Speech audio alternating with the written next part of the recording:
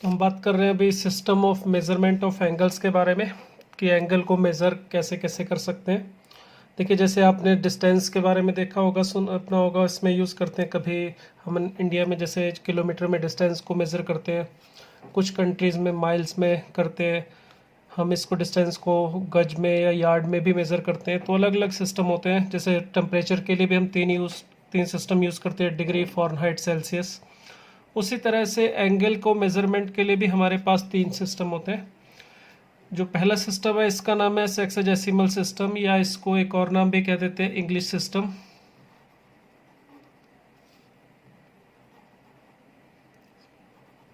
और एक तीसरा इसका नाम और भी होता है जिसे हम कहते हैं डिग्री सिस्टम। ठीक है, तो ये तीन इसके नाम होते हैं, सेक्साडेसिमल सिस्टम या इंग्लिश सिस्टम या डिग्री सिस्टम। दूसरा है हमारा सेंटेसिमल सिस्टम, इसको हम फ्रेंच सिस्टम भी बोल देते हैं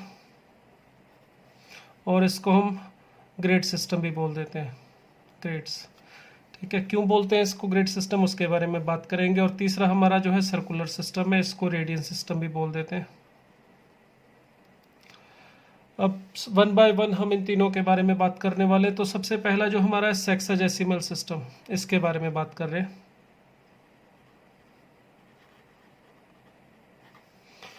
ये जो सिस्टम है हमारा, इसमें क्या किया गया है, ये जो पूरा सर्कल होता है, एक रोटेशन जिसे आप कह सकते हो, इनिशियल से फाइनल पोजीशन में, ये इनिशियल है, यहाँ से घूम के अगर पूरा यहाँ पर पहुँचेंगे तो इसे हम वन रोटेशन कहते हैं। इस सिस्टम में ये जो पूरा सर्कल है, इस रोटेशन को इन्होंने 360 इक्वल पार्ट्स में ऐसे डिवाइड कर दिया। क्लियर? तो ये जो एक पार्ट हुआ इस रोटेशन को, इसके मतलब टोटल रोटेशन का 360th पार्ट, उसे कहा गया 1 डिग्री। यानी ये जो पूरा सर्कल है, इसमें इन्होंने क्या किए गए, टोटल 360 पार्ट्स की इक्वल पार्ट्स। तो ये 360 जो इक्वल पार्ट्स किए, तो इसमें एक पार्ट को अगर 1 डिग्री कहा गया, इसका मतलब पूरे सर्कल में होंगी 360 डिग्रीज। या आप कह सकते हो इसके अंदर वन राइट एंगल क्या होगा, ये 1/4। तो अगर टोटल में 360 डिग्री है तो इसका मतलब वन राइट एंगल इसमें कितना होना चाहिए, 90 डिग्री। तो इन्होंने इस पूरे सर्कल को 360 डिग्री में और यानी कि एक राइट एंगल को 90 डिग्री में डिवाइड किया। तो 1 डिग्री का क्या मतलब होगा, पूरे सर्कल की रोटेशन का 1/360th पार्ट, या एक राइट एंगल का 1/90th पार्ट। ठीक है, तो ये होगा 190 डिग्री। इसी तरह से फिर इसके भी छोटे टुकड़े किए गए, जैसे हम मीटर में छोटा पार्ट करते हैं सेंटीमीटर, फिर इससे छोटा करते हैं मिलीमीटर। इसी तरह से इन्होंने भी आगे इसके छोटे टुकड़े किए। वन राइट एंगल जो था वो 90 डिग्री के इक्वल था। फिर जो 1 डिग्री थी, मान लो ये 1 डिग्री है इतना सा एंगल, वैसे तो ये बहुत बड़ा है, मगर अब इसको छोटा करके दिखाऊंगा तो ये दिखेगा नहीं। ये जो सपोज करो ये एंगल 1 डिग्री है, फिर इन्होंने क्या किया, इस 1 डिग्री के भी इस तरह से 60 छोटे पार्ट्स किए। ठीक है, अगर ये 1 डिग्री था, इसके अंदर भी छोटे छोटे रोटेशंस ली इक्वल साइज की, तो उसके 60 पार्ट्स किए। तो एक जो रोटेशन थी उसको नाम दिया इन्होंने 1 मिनट। 1 मिनट को इस तरह से लिखते हैं, 1 मिनट। ठीक है, 1 मिनट क्या होगा, 1/60th पार्ट ऑफ डिग्री, या कह सकते हो कि 1 degree is equal to 60 minute. इसको हम मिनट से लिखते हैं और ये मिनट को लिखने का तरीका होगा ऊपर एक लाइन डाल के। इसी तरह से फिर 1 मिनट के इन्होंने और छोटे टुकड़े किए और उस एक टुकड़े को नाम दिया 6 सेकंड, यानी 1 मिनट के अंदर होंगे 60 सेकंड। जैसे हमारा टाइम वाला सिस्टम होता है 1 आवर, उसके अंदर 60 मिनट, 60 मिनट के अंदर 1 मिनट के अंदर 60 सेकंड, बिल्कुल सेम उसी पैटर्न पे ये डिज़ाइन किया गया। तो इसमें टोटल 360 डिग्री सर्कल में, एक राइट एंगल में 90 डिग्री, 1 डिग्री में 60 मिनट और 1 मिनट में 60 सेकंड। तो ये इस तरह से पहला सिस्टम बनाया गया जिसका नाम था सेक्साडेसिमल सिस्टम। इसको हम ज़्यादातर यूज़ करते हैं और दूसरा यूज़ करते हैं रेडियन सिस्टम को। ये सेकंड सिस्टम आपने बहुत कम ही देखा होगा और आगे भी बहुत कम ही देखने को मिलेगा आपको, ना के बराबर, मगर फिर भी जानकारी के लिए बता रहा हूँ। ये दूसरा जो सिस्टम होता है हमारा सेंटेसिमल सिस्टम।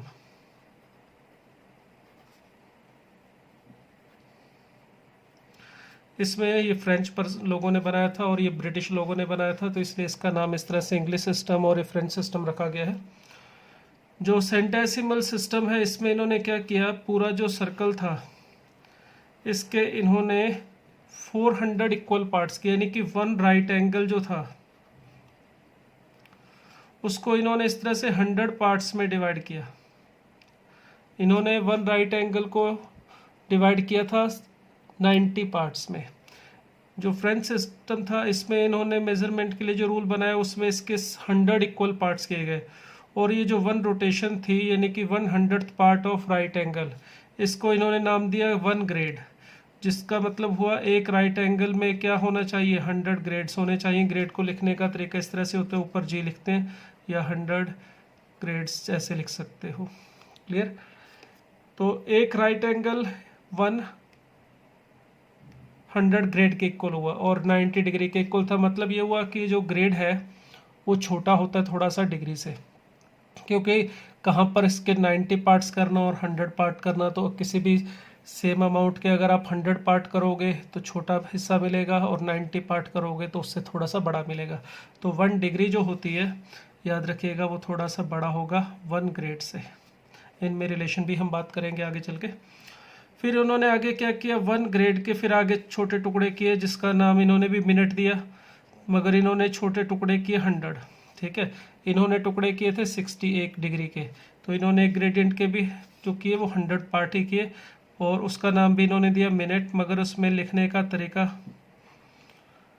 इस तरह से थोड़ा सिंबल जो है चेंज हो जाता है। इसके मिनट वाला सिंबल इस तरह से था। ठीक है, ये हमारे लेफ्ट स्लोपिंग लाइन और इसको राइट स्लोपिंग लाइन इस तरह से बोल सकते हैं। और जो 1 मिनट था इसके भी इन्होंने 100 पार्ट्स किए, यानी कि एक पार्ट को फिर इन्होंने जो मिनट का 100 पार्ट था इसका नाम दिया इन्होंने सेकंड। नाम सेम था मगर दोनों का साइज अलग अलग होगा। यहाँ पे तो पहले देखिए डिग्री ही ग्रेडियंट से बड़ी थी और इसके डिग्री के आगे 100 पार्ट्स किए, तो एक जो मिनट होगा इस वाले सिस्टम में, ग्रेड वाले सिस्टम में, वो इस एक मिनट इस ग्रेड का 100th पार्ट होगा और इसका जो मिनट होगा वो इस डिग्री का 60th पार्ट होगा। तो ये वाला जो हमारे पास डिग्री वाला मिनट होगा वो इस 100 वाले मिनट से बड़ा होगा। ठीक है, 1 मिनट ये डिग्री वाला है, ये भी 1 मिनट जो ग्रेड वाला होगा उससे बड़ा ही होगा। ठीक है, क्योंकि ये 1 डिग्री पहले से बड़ी थी और इसके हमने कम टुकड़े किए और ये ग्रेड पहले से छोटा था, इसके और ज़्यादा छोटे टुकड़े कर दिए, तो इस तरह से ये वाला हिस्सा और छोटा हो गया। ऐसे समझ लीजिए कि मान लो x कुछ अमाउंट था, तो पहले तो इसका xy कितना किया गया, 1 राइट एंगल समझ लो, तो इसके 90 पार्ट किए गए, तो ये 1 डिग्री आया। ठीक है, इन्होंने पहले ही इसके 100 पार्ट कर दिए तो 1 ग्रेड आया। फिर एक 1 मिनट के लिए इन्होंने इसके फिर 60 पार्ट किए, तो ये x/3 60 होगा 1 मिनट। 1x का मतलब 1 राइट एंगल समझ सकते हो। तो इसको 60 पार्ट से में डिवाइड करें, इसको 60 से डिवाइड करेंगे तो ये हमारे पास 90 × 60 इस तरह से आएगा। ये हमारा जो ग्रेड वाला था इसमें ये एक 1 ग्रेड था, इसके फिर 100 पार्ट किए, यानी इसको 100 से डिवाइड कर दो तो 10,000, ये 1 मिनट हुआ इसका। अब इसका मिनट देखो x/ कितना आ जाएगा 5400 और यहाँ पर x/10,000, तो ये वाली वैल्यू देखिए इससे बड़ी आ रही है। इसी तरह से 1 सेकंड की बात करना चाहें तो वो भी कर सकते हैं। 1 सेकंड के लिए फिर इसमें 60 से डिवाइड करना पड़ेगा, तो 90 × 60 × 60 ये 1 सेकंड होगा, और इसमें फिर 100 से डिवाइड करेंगे और एक बार, तो यहाँ पे 6 zeros आ जाएंगे, तो ये 1 मिनट होगा। इस तरह से ये ग्रेड वाला मिनट होगा। तो 1 डिग्री भी 1 ग्रेड से ज़्यादा है, 1 मिनट इसका भी इसके 1 मिनट से ज़्यादा है, इसका डिग्री वाले का 1 सेकंड जो है वो इस तरह से 2 बार ये इसके 1 सेकंड से बड़ा ही होगा। ठीक है, तो ये सेंटेसिमल सिस्टम और सेक्सेसिमल सिस्टम, ये 2 सिस्टम हमारे, जिसमें ये वाला बहुत कम यूज़ में आएगा, ना के बराबर मेनली ये सिस्टम देखेंगे। और अब जो नेक्स्ट वाला पढ़ने जा रहे हैं ये थोड़ा समझेंगे, ये बहुत इंपॉर्टेंट है, सर्कुलर सिस्टम। तो सर्कुलर सिस्टम में क्या किया गया उसको समझने के लिए देखिए, ये जो चीज़ थी, जैसे इन्होंने सिंपल बात काम किया, 100 पार्ट में डिवाइड कर लिया, इसमें 90 पार्ट में डिवाइड किया, इसमें इस तरह से नहीं किया गया। सर्कुलर सिस्टम जो था हमारा, इसको रेडियन सिस्टम भी बोलते हैं, इसको SI सिस्टम भी बोल देते, स्टैंडर्ड इंटरनेशनल सिस्टम। ठीक है, तो इस सिस्टम के अंदर इसको समझने के लिए पहले कुछ बेसिक चीज़ें इसमें समझनी ज़रूरी है। रेडियन क्या होता है, जैसे डिग्री सिंपल है, डिग्री का मतलब क्या हुआ, 1 राइट एंगल का 1/90th पार्ट रोटेशन का, 1 राइट एंगल की जो रोटेशन है उसका 1/90th पार्ट हो गया 1 डिग्री। 1 ग्रेड क्या हुआ, सिंपल 1 राइट एंगल का जो रोटेशन होगा, 1 राइट एंगल में जो रोटेशन होगा उसका 100th पार्ट 1 ग्रेड हो जाता है। बट रेडियन सिस्टम जो हमारे पास है, इसमें पहले समझते हैं कि रेडियन क्या है, रेडियन की डेफिनेशन क्या है, फिर उसके बाद हम इसको कोरिलेट करेंगे तीनों सिस्टम को। तो चलिए पहले हम बात करने वाले हैं रेडियन के बारे में कि रेडियन क्या है। 1 रेडियन क्या चीज़ है।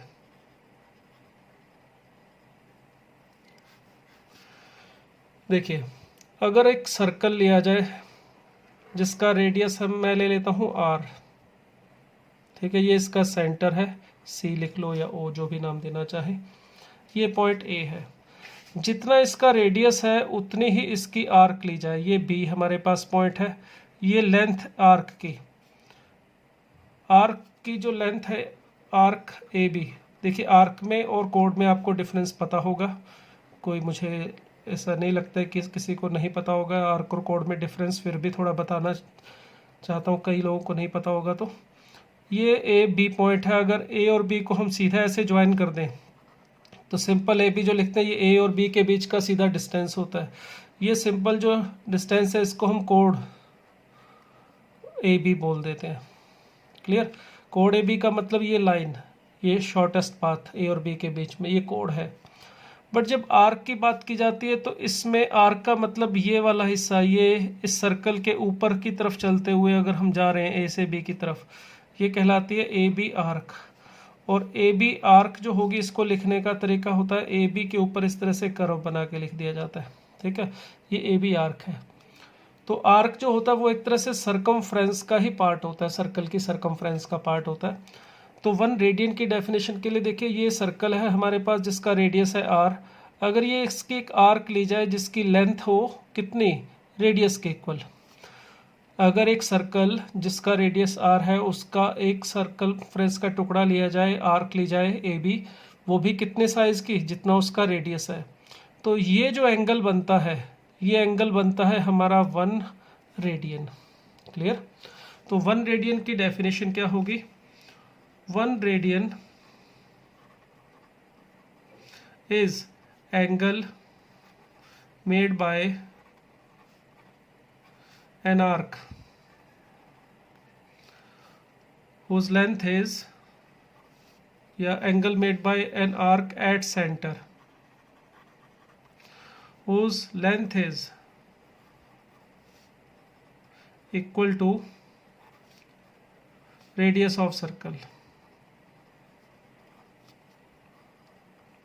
क्या मतलब है इसका, देखिए 1 radian is angle made by an arc at centre whose length is equal to radius of the circle. अगर सर्कल की को आर्क ली जाए जिसकी लेंथ हो आर्क के इक्वल, वो यहाँ पे जितना भी एंगल बना रही है उस एंगल की जो मेजरमेंट होगी, ये एंगल जो होगा इसको हम बोलेंगे 1 रेडियन। तो 1 रेडियन इसको हम इस तरह से डिनोट करते हैं 1 के ऊपर C लगा के। C stands for circular system, ये सर्कुलर सिस्टम का पार्ट है। जैसे डिग्री के लिए ऊपर 0 लिखते हैं, ग्रेड के लिए हम ऊपर G लिखेंगे, उसी तरह से रेडियन के लिए ऊपर C लिखा जाता है। इसमें थोड़ा सा कन्फ्यूज़न होता है कुछ स्टूडेंट्स को कि यार ये तो 60 डिग्री हो गया क्योंकि ये तीनों लेंथ बराबर होगी। नहीं, ये डिफरेंस है। देखिए 60 डिग्री तब होगा जब हमारे पास ये कोड 60 डिग्री लेंथ होगी, सॉरी आर्क इक्वल, अगर मैं इस कोड की लेंथ लेता हूँ इस तरह से तो फिर ये 60 डिग्री होगा क्योंकि इक्विलेटरल ट्रायंगल बनेगी। अब आर्क की लेंथ, ये वाली लेंथ अगर हमारे पास r है, ये वाली लेंथ r है, तो ये AB जो होगा वो r से कम होगा, r से बड़ा नहीं है। ये AB कोड की, अगर ये आर्क की लेंथ है r तो कोड की लेंथ तो इस आर्क से छोटी ही रहेगी ना। तो इसमें ये इक्विलेटरल ट्रायंगल नहीं है, इसे 60 डिग्री समझने की गलती मत कीजिएगा। 1 radian is not equal to 60 degree. अब इसमें कुछ लोगों का ये भी डाउट होता है, कुछ स्टूडेंट्स का, कि यार ये सर्कल जैसे मैंने लिया है छोटा लिया है, अगर मैं सर्कल थोड़ा बड़ा कर दूं ऐसे, ठीक है, तो इस केस में मान लेता हूं कि इसका रेडियस है कैपिटल R, ठीक है, यहाँ पर ये भी मेरा कैपिटल R, ये PQ, ये इसका सेंटर O। अगर ये PQ आर्क की लेंथ मैं आर के इक्वल लेता हूँ इसकी लेंथ, कैपिटल आर के इक्वल जितना सर्कल का रेडियस है, तो भी क्या ये उतना ही एंगल बनेगा 1 रेडियन। ठीक है, ये जो एंगल है हमारा क्या अब भी 1 रेडियन ही होगा।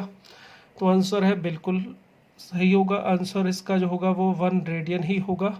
ये जो मेज़रमेंट है, सर्कल का साइज जितना मर्जी बड़ा हो जाए चाहे छोटा हो जाए, अगर हम उसकी आर्क की लेंथ लेते हैं उसके रेडियस के इक्वल, तो वो जो भी आर्क यहाँ पे एंगल बनाएगी वो 1 रेडियन ही होगा, वो डिफरेंट नहीं होगा। ठीक है, अब कुछ लोगों को ऐसे डाउट होता है यार ये कांस्टेंट कैसे है, ये थोड़ा बड़ा लग रहा है, ये छोटा लग रहा है। तो हो सकता है यहाँ पे बड़े रेडियस से बड़ा वैल्यू आए, छोटे रेडियस से छोटा आए। तो ये भी कन्फ्यूज़न चलिए दूर कर लेते हैं कि इस सर्कल का रेडियस चाहे कितना भी बड़ा या छोटा हो, ये जो 1 रेडियन है इसकी वैल्यू जो होगी वो कांस्टेंट होगी। तो हम अभी इसके बारे में बात करेंगे कि 1 रेडियन इज कांस्टेंट वैल्यू। ठीक है, ये जो 1 रेडियन है ये फिक्स रहेगा, इसकी वैल्यू सर्कल के रेडियस के ऊपर डिपेंड नहीं करेगी, चाहे सर्कल किसी भी साइज का हो, 1 रेडियन जो है वो उतना ही रहेगा। अब ये कैसे समझेंगे, देखिए ये जो एंगल होगा हमारे पास, रोटेशन जो होगी किसी भी सर्कल में, इसको समझने के लिए देखिए ये हमने सर्कल लिया, ये इसकी कोई आर्क ले ली ए बी, इसकी लेंथ L1 ले लो, ये सर्कल का रेडियस R है। तो ये जो रोटेशन है, चलो इसको θ1 लिख लेता हूँ मैं। अब ये जो रोटेशन होगी हमारे पास थीटा की वैल्यू होगी, जैसे जैसे देखिए आप आर्क की लेंथ बढ़ाएंगे। अगर मैं दूसरा भी डायग्राम सेम साइज के रेडियस का एक और ले लूँ, ठीक है, इसमें ये हमारे पास सेंटर है O, ये ए बी था, चलो इसको सी डी लिख लेता हूँ। अब ए बी आर्क की लेंथ यहाँ पर मैंने ली है L1। ठीक है, चलिए सी डी आर्क की लेंथ जो है वो मैं लिख लेता हूँ L2। अब ये एंगल θ1 था और ये एंगल है θ2। अब देखिए यहाँ पर जो रेडियस है सर्कल का वो अगर मैंने सेम रखा है, दोनों में रेडियस तो सेम ही है ना। अब एंगल बढ़ेगा अगर आप L को इंक्रीज करो, आप जितनी बड़ी आर्क लोगे उतना ही एंगल बड़ा होएगा, जितनी आप आर्क छोटी करोगे ये एंगल थीटा उतना ही छोटा आएगा। इसका मतलब हुआ कि ये आर्क की जो लेंथ होगी L, अगर हमारे पास लेंथ ऑफ आर्क है वो प्रोपोर्शनल होगी किसके,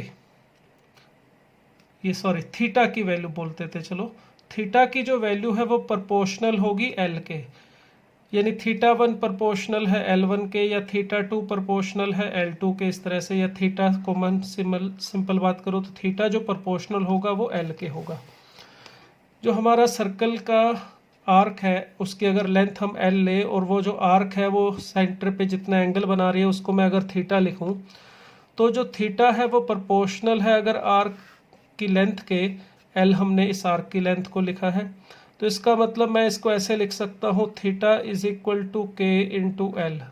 इसमें क्या है, के जो है वो क्या चीज़ है, ये है कांस्टेंट ऑफ प्रोपोर्शनलिटी। ठीक है, तो ये तो आपको पता होगा कि ऐसे प्रोपोर्शनल का साइन हो तो इसको अगर इज इक्वल टू में बदलते हैं तो ये कांस्टेंट ऑफ प्रोपोर्शनलिटी लगता है। अब इसकी हेल्प से ये कैसे प्रूव होगा कि ये जो 1 रेडियन है वो कांस्टेंट है, चलिए थोड़ा आगे चलते हैं, समझ में आ जाएगा अभी। तो हमने देखा कि अगर हम सर्कल लेते हैं, ये इसका सेंटर है O, ये पॉइंट A, ये पॉइंट B मान लिया मैंने। ठीक है, तो ये जो ए बी आर्क की लेंथ है थीटा इसके प्रोपोर्शनल है। ठीक है, अगर यहाँ पे ये ए बी आर्क जो है वो थीटा एंगल बना रही है तो इसकी वैल्यू थीटा की, इसकी लेंथ अगर मैं L मान लूँ तो थीटा जो है वो प्रोपोर्शनल होगा L के, यानी कि हम थीटा इज इक्वल टू लिख सकते हैं के इंटू एल। के हमारा कांस्टेंट ऑफ प्रोपोर्शनलिटी है। ठीक है, अब एक काम करते हैं, हम एक सर्कल दोबारा लेता हूँ मैं, ये इसका सेंटर है, यहाँ पे इसका रेडियस R लेके, ये अगर मैं लेंथ इसको R के इक्वल लेता हूँ, यहाँ पे इस केस में मैं इसकी लेंथ रेडियस के इक्वल लेता हूँ, फिर यहाँ पर जो एंगल बनेगा हमें पता है 1 रेडियन बनेगा। ठीक है, चलिए ये सी डी ले लेता हूँ, रेडियस वही सेम है, यहाँ पर जो एंगल बनेगा, चलो एक काम करते हैं इसको रहने देता हूँ, यहाँ पर इसी को मैं थोड़ा आगे प्रोड्यूस कर लेता हूँ, आगे की तरफ ले जाता हूँ, तो यहाँ पर पॉइंट इसको लिख लेता हूँ मैं C। ठीक है, अब अगर मैंने यहाँ पर इस केस में ए बी के लिए जो थीटा की वैल्यू लेंथ ऑफ आर्क ली है वो अगर लेंथ ऑफ आर्क आर्क के इक्वल है, रेडियस के इक्वल है, तो ये एंगल मैंने 1 रेडियन लिख दिया बाय इसकी डेफिनेशन, ठीक है। अब यहाँ पे देखिए, अगर मैंने इस आर्क को AC को लिया है, AC आर्क, इसकी लेंथ देखिए कितनी होनी चाहिए सॉरी, अगर मैं AC आर्क की लेंथ लूँ तो ये सरकमफ्रेंस का हाफ है। अगर मैंने इसको सीधा इस तरह से एक्सटेंड कर दिया है पूरा, तो ये सरकमफ्रेंस का हाफ हो गया। सरकमफ्रेंस होती है 2πr सर्कल की, और अपॉन 2 कर दें, इसका हाफ कर दें, तो ये लेंथ होनी चाहिए पाई इंटू आर। क्लियर। अब बाय प्रॉपर्टी, अब देखिए अगर मैंने यहाँ पर AB is equal to AB arc की लेंथ ले ली है कितनी, आर के इक्वल, तो इसका मतलब थीटा इज इक्वल टू क्या हो जाएगा हमारे पास यहाँ पे 1 रेडियन, ठीक है। तो इसका मतलब यहाँ पे थीटा की वैल्यू 1 रेडियन, और ये इज इक्वल टू है K इंटू आर, एल की वैल्यू हमने आर रख दी है, इसका यूज़ किया। अब देखिए यहाँ पर ये जो AC आर्क की बात कर रहा हूँ, AC आर्क की जो लेंथ है वो है पाई इंटू आर। अब यहाँ पे इस रिलेशन में मैं यहाँ पे थीटा की वैल्यू रख रहा हूँ। थीटा कितना होगा इसके लिए, देखिए यहाँ से लेके यहाँ तक आए अगर हम, तो इस वाले AC आर्क ने जो सेंटर पे एंगल बनाया है थीटा, इसमें थीटा इज इक्वल टू होगा 180 डिग्री। क्लियर। ये पूरा जो स्ट्रेट एंगल है हमारा ये 180 डिग्री है। तो इस केस में थीटा की वैल्यू रख दूं मैं यहाँ पे कितनी, 180 degree is equal to K into L की वैल्यू, इसका मतलब इस केस में कितनी हो जाएगी, पाई इंटू आर। तो ये रख दिया। देखिए अब इन दोनों को मैं कर रहा हूँ डिवाइड। 1 रेडियन जो हमारे पास था वो था KR के इक्वल, और 180 डिग्री था हमारा कितना, पाई KR। अगर आप दोनों का रेशो लेंगे तो देखिए ये K से तो K कैंसिल हो जाएगा, R से R कैंसिल हो जाएगा। 180 डिग्री को मैं ऊपर ले चलता हूँ तो 1 रेडियन इज इक्वल टू आ रहा है 180 अपॉन पाई डिग्री, ठीक है। तो ये देखिए 180 डिग्री ये कांस्टेंट वैल्यू है, पाई भी हमें पता है 3.1415 जो है एक कांस्टेंट वैल्यू है ये पाई भी। तो अगर ये कांस्टेंट वैल्यू है तो इसका मतलब 1 रेडियन भी कांस्टेंट होगा। देखिए इसकी वैल्यू आर के ऊपर डिपेंड नहीं कर रही है, आर कैंसिल हो गया है। तो ये ध्यान रखिएगा कि जो 1 रेडियन है वो एक कांस्टेंट वैल्यू होती है, और यहाँ से देखिए रेडियन में और डिग्री में रिलेशन भी आ गया है। 1 रेडियन इज इक्वल टू होता है 180 डिग्री अपॉन पाई। अगर पाई की वैल्यू आप 3.14 ले लें जो कि अप्रॉक्सीमेट में है, तो अगर आप इसके अप्रॉक्सीमेट वैल्यू डिग्री में देखना चाहें तो 3.14 इससे डिवाइड करेंगे तो 57.32 डिग्री ये इसकी अप्रॉक्सीमेट वैल्यू होती है। एग्जैक्ट नहीं बोल रहा हूँ, अप्रॉक्सीमेट। तो 1 रेडियन जो है वो अप्रॉक्सीमेट में 57.32 डिग्री के इक्वल होता है, और एग्जैक्ट में देखेंगे तो 180 अपॉन पाई डिग्री के इक्वल होता है। डिग्री को आप चाहो तो ऊपर ऐसे लिख सकते हो। तो ये एक तरह से रिलेशन भी आ गया हमारा 1 डिग्री में, और रेडियन में और डिग्री में। तो 1 radian is equal to 180 upon pi degree, और देखिए ये कांस्टेंट वैल्यू है। क्लियर। तो ये ध्यान रखना है। नेक्स्ट चलते हैं इसमें।